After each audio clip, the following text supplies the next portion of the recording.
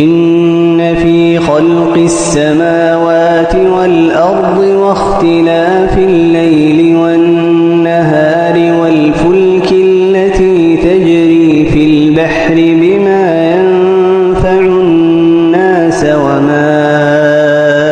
أنزل الله من السماء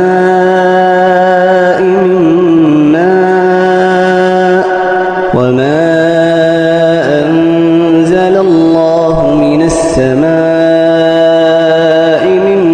ماء فأحيا به الأرض بعد موتها وبث فيها من كل دابة وتصريف الرياح